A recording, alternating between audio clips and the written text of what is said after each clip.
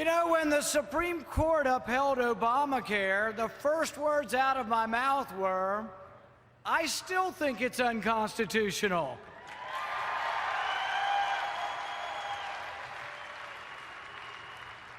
The left-wing blogs were merciless. Even my wife said, can't you please just count to 10 before you speak? So I've had time to count to 10, and you know what? I still think it's unconstitutional.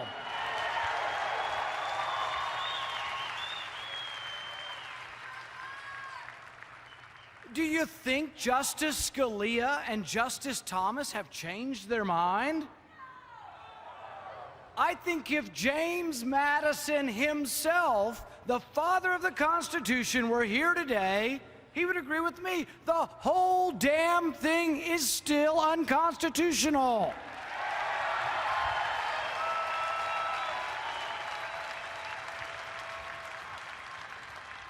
This debate is not new, and it's not over. Hamilton and Madison fought from the beginning about how the government would be limited by the enumerated powers. Madison was unequivocal. The powers of the federal government are few and defined. The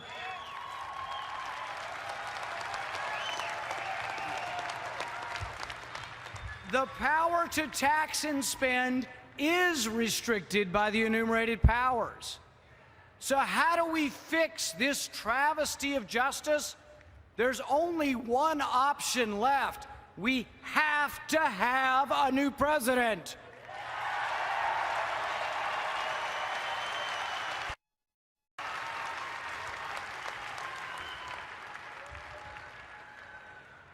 When I heard the current president say, "You didn't build that," I was first insulted, then I was angered, and then I was saddened that anyone in our country, much less the President of the United States, believes that roads create business success and not the other way around.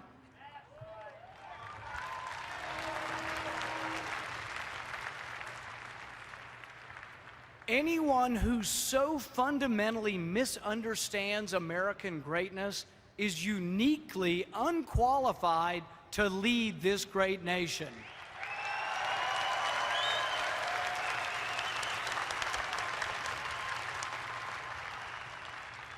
The great and abiding lesson of American history, particularly the Cold War, is that the engine of capitalism, the individual, is mightier than any collective. American inventiveness and desire to build developed because we were guaranteed the right to own our success. For most of our history, no one dared tell Americans, "You didn't build that." In Bowling Green, Kentucky, the Tang family owns the Great American Donut Shop. Their family fled war-torn Cambodia to come to this country. My kids and I love to eat donuts, so we go there frequently. The Tangs work long hours. Mrs. Tang told us that the family works through the night to make donuts. The Tang family have become valedictorians and national merit scholars. The Tangs from Cambodia are an American success story. So, Mr. President, don't you go telling the Tang family that they didn't build that.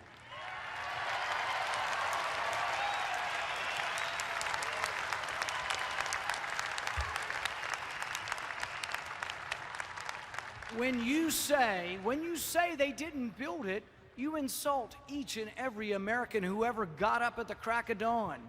You insult any American who ever put on overalls or a suit.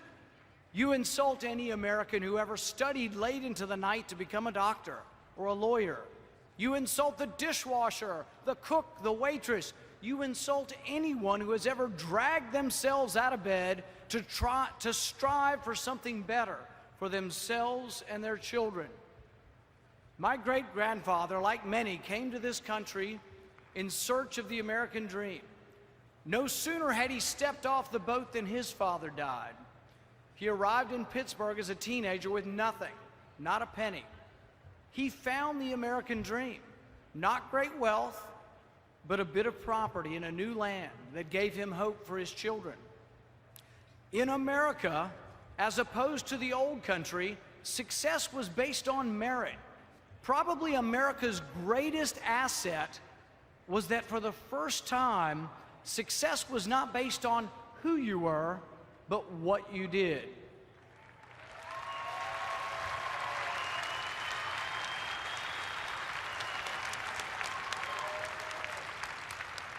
My grandfather would live to see his children become doctors and ministers, accountants and professors. He would even live to see one of his sons, a certain congressman from Texas,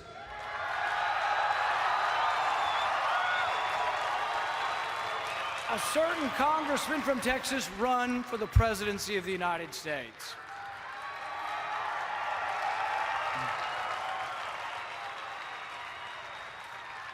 Immigrants have flocked to our shores seeking freedom. Our forebears came full of hopes and dreams. So consistent and prevalent were these aspirations that they crystallized into a national yearning we call the American dream. No other country has a dream so inextricably associated with the spirit of its people. In 1982, an American sailor, John Mooney, wrote a letter to his parents that captures the essence of the American dream.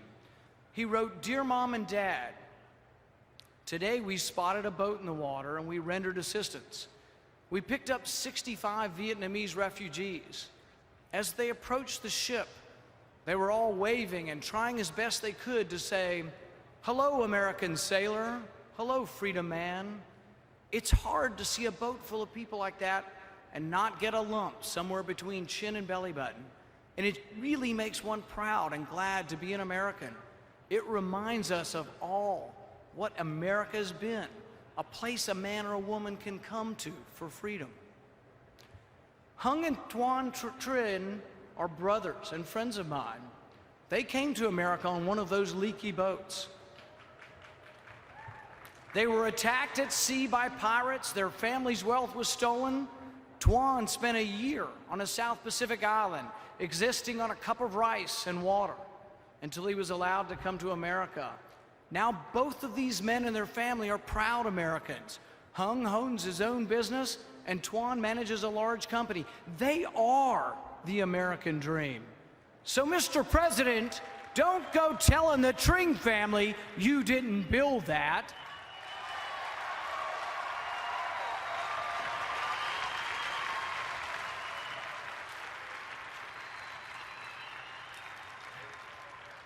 When the president says you didn't build that, he's flat out wrong. Businessmen and women did build that. Businessmen and women did earn their success. Without the success of American business, we wouldn't have any roads, bridges, or schools. Mr. President, you say the rich must pay their fair share.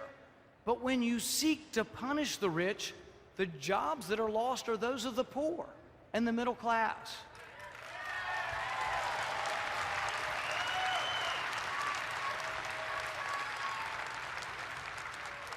When you seek to punish Mr. ExxonMobil, you punish the secretary who owns ExxonMobil stock. When you block the Keystone Pipeline, you punish the welder who works on the pipeline.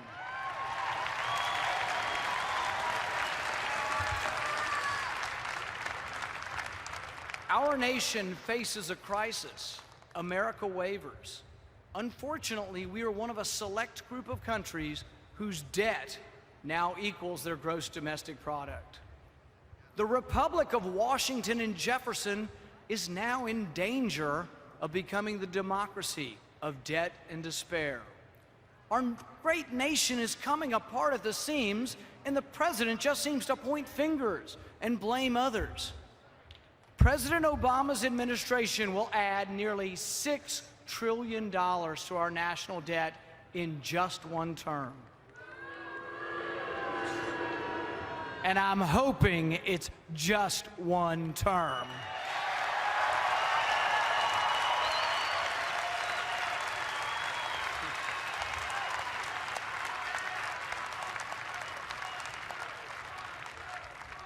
This explosion of debt is unconscionable and unsustainable. Mr. President, we will not let you bankrupt this great nation.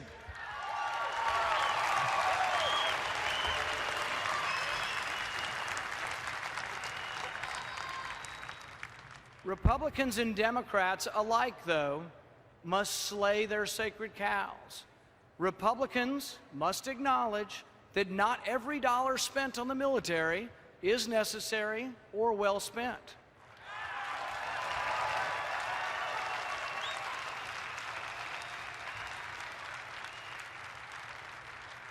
Democrats must admit that domestic welfare and entitlements must be reformed.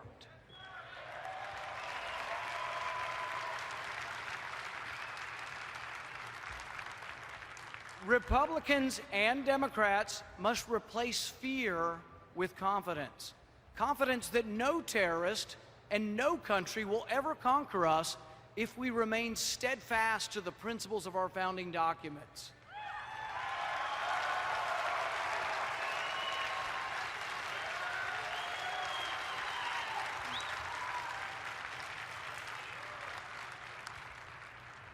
We have nothing to fear except our own unwillingness to defend what is naturally ours, our God-given rights.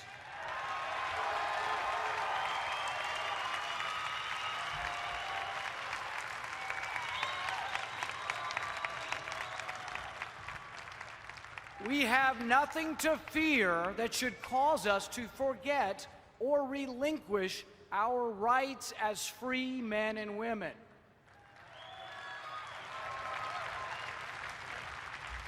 To thrive, we must believe in ourselves again, and we must never, never trade our liberty for any fleeting promise of security.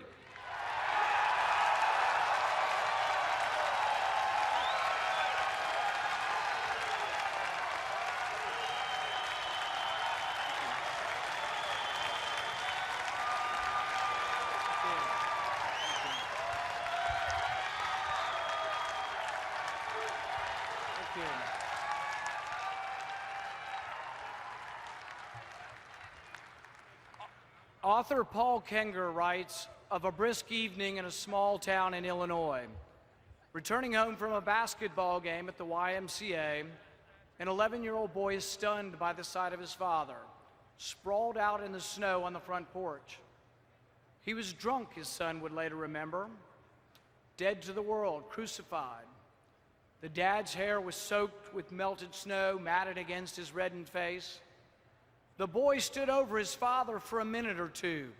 He simply wanted to let himself in the door and pretend his dad wasn't there. Instead, he grabbed a fistful of overcoat and he heaved his dad into the bedroom away from the weather's harm and the neighbor's attention. This young boy would become the man, Ronald Reagan.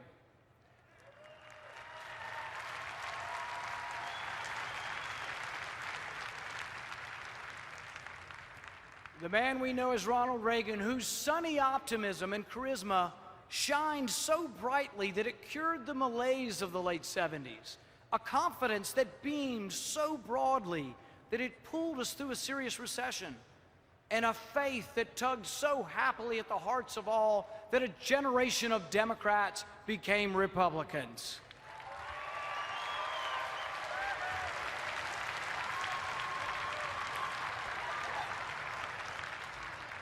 The American dream is that any among us could become the next Thomas Edison, the next Henry Ford, the next Ronald Reagan. But to lead us forward away from this looming debt crisis, it will take someone who believes in America's greatness, who believes in and can articulate the American dream, someone who has created jobs, someone who understands and appreciates what makes America great, someone who will lead our party and our nation forward. I believe that someone is our nominee, Governor Mitt Romney.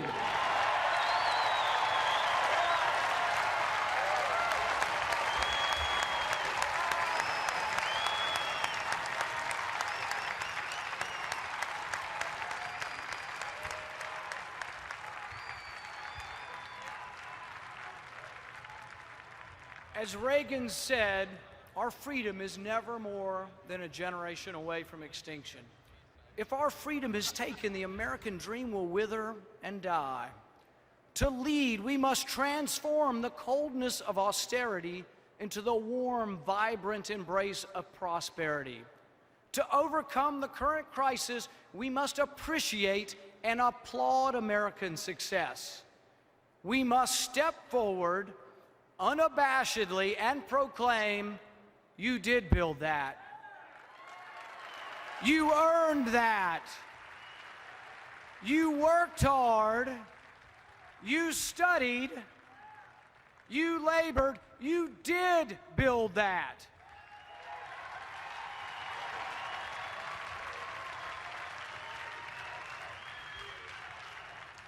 And you deserve America's undying gratitude, for you, the individual, are the engine of America's greatness.